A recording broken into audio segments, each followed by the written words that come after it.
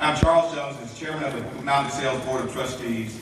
It is my honor and privilege to address the graduating class of 2014.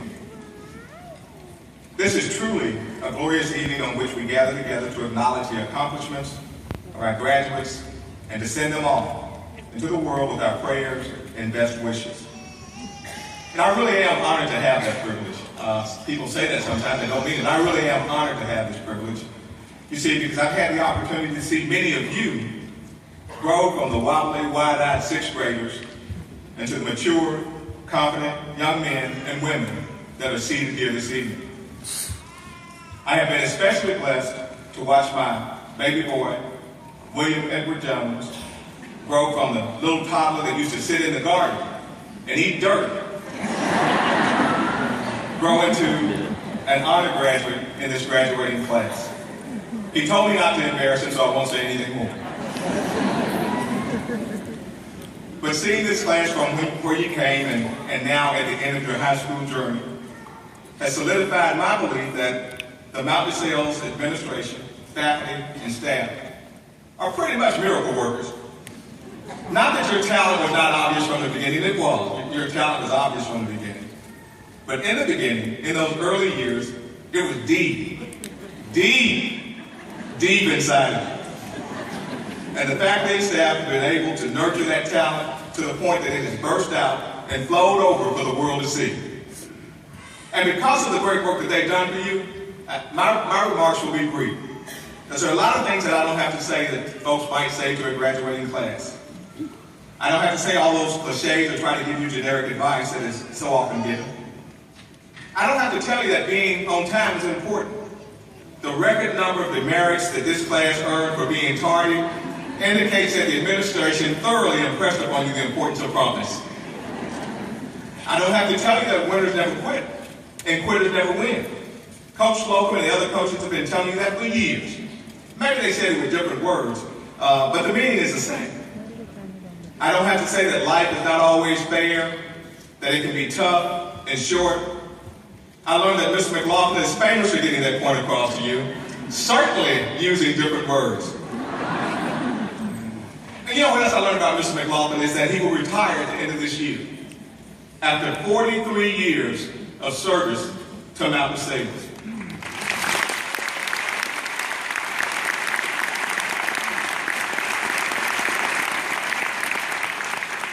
That in itself is extraordinary. Well, but what is even more extraordinary is, over those 43 years, Mr. McLaughlin has been selected star teacher 18 times. 18 times. That deserves it.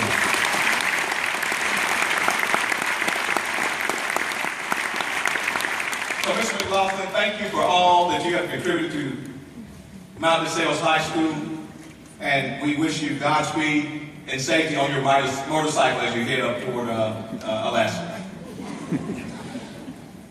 I knew there would not be much that you needed to hear from me, but it's a graduation, so I have to have something profound to say. And I'm really not much of a profound person. So I searched for profound bits of wisdom to share with you. I Googled and found advice from some of the smartest and most educated people that have ever lived. From captains of industry, from athletes, from self-made billionaires. But in the end, I decided to give you something from my own experiences. I tried to come up with 10 things, I couldn't, came up with 7. And here they are. One is, you will spend a good deal of time waiting in lines. In fact, a few years ago, researchers found out that the average person spends about 10 years, the equivalent of 10 years, just waiting in line. I remember my first day at college, I waited in line a long time and found out that it wasn't the right line. So my advice to you is, if you're waiting in line, make sure you're in the right line. Number 2, eliminate the contingency. Do the things that you are responsible for first, and then do the things that you want to do. For example, don't say that you'll go to a party and do your homework afterwards. That doesn't work. I tried that. You're trying to delude yourself. Do your homework first and then go to the party. Number 3, have a plan. For everything you set out to do, have a plan. Know how you will proceed, know how you will progress, and know how you want to finish. Number 4, associate with people who are smarter than you. I never had a problem with that. I could always find people smarter than me. But for some of you, that's going to be difficult, especially your valedictorian and your honor students.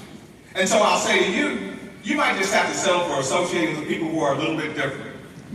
Exposure to a diversity of opinions enhances the educational experience.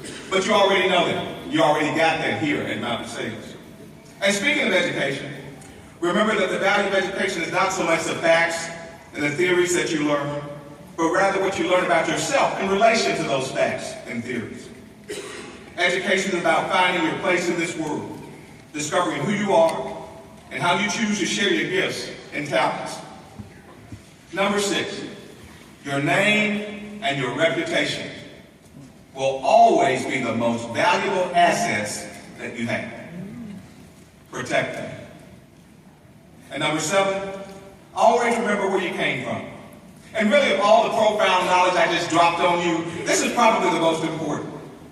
No matter how much you achieve, how great you become, how many mistakes or bad decisions you make, no matter how life treats you, if you remember where you came from, you're more likely to be humble, sympathetic, strong, tenacious, thankful, and true, regardless of your current situation. Because that's what you've been taught, and that's what you've learned. And remembering where you came from, you remember home and the lessons you learned right here at home. Let me tell you a little story that illustrates what I mean. Once there were 2 Mount DeSales students that graduated and went out to make their mark on the world.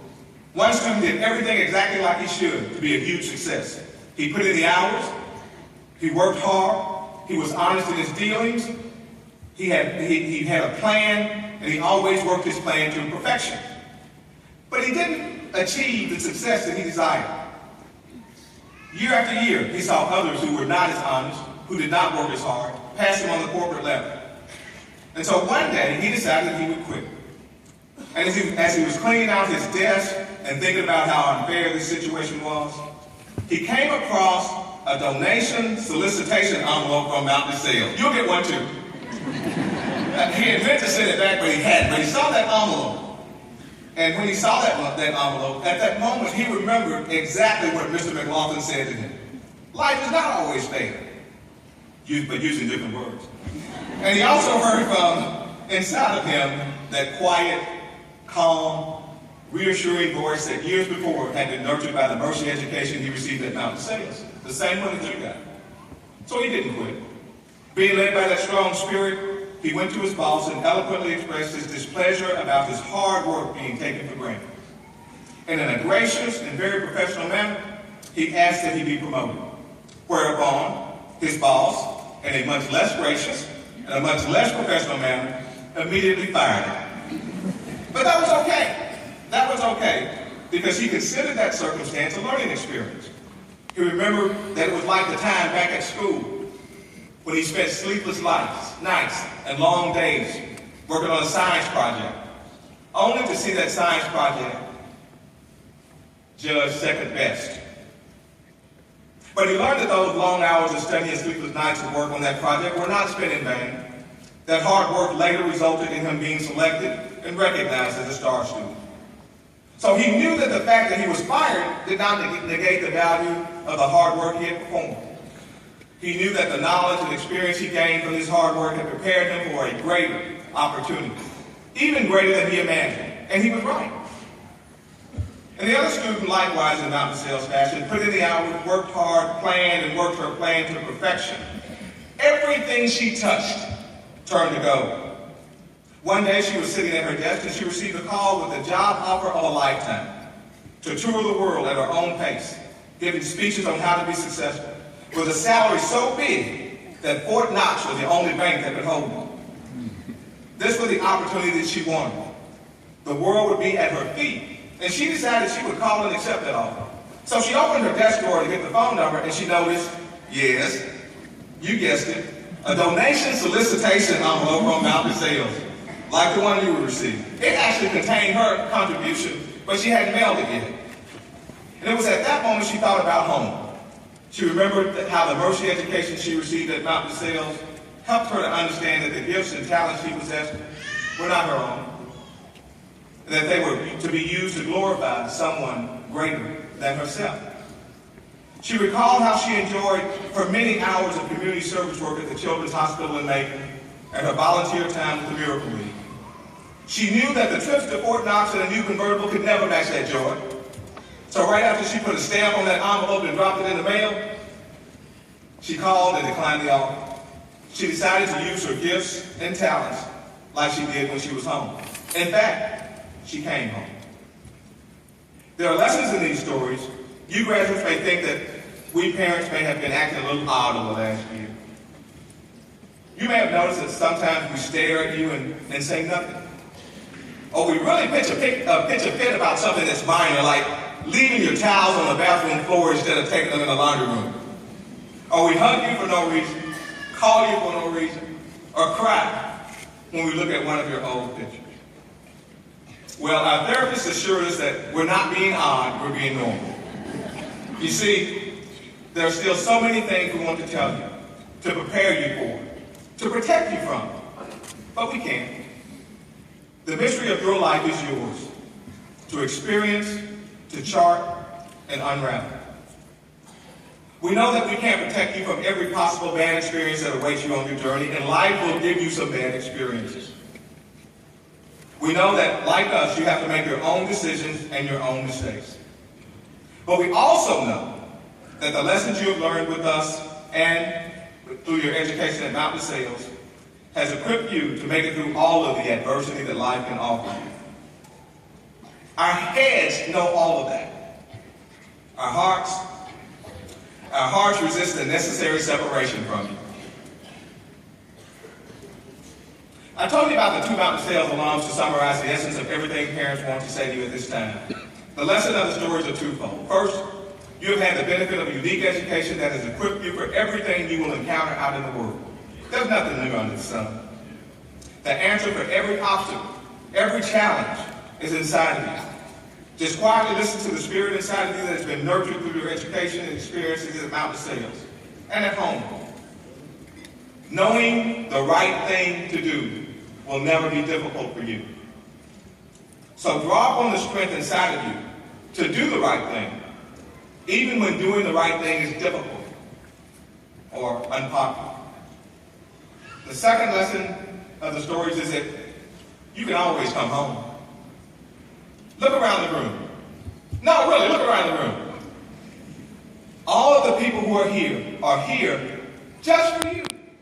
To wish you well, to let you know that our prayers for your health and happiness will be constant, that we have your back now and forever. To let you know that you take a piece of us with you wherever you go. And that piece of home that you carry with you can shelter and sustain you through any storm. This room is full of people, and the people in this room are saying that we love you. That there's nothing you can do to make us not love you, whether things are going great for you or not so great, we will still love you. And no matter what, you can always come home. Now when you come home, we may have converted your room into a exercise room, but you can still stay on the sofa for a short period of time. We will always have your back. We are so proud of what you have accomplished, and we are extremely eager to watch you build the life ahead of you. But you know, most of all, we are thankful that you have been a part of our lives. Congratulations.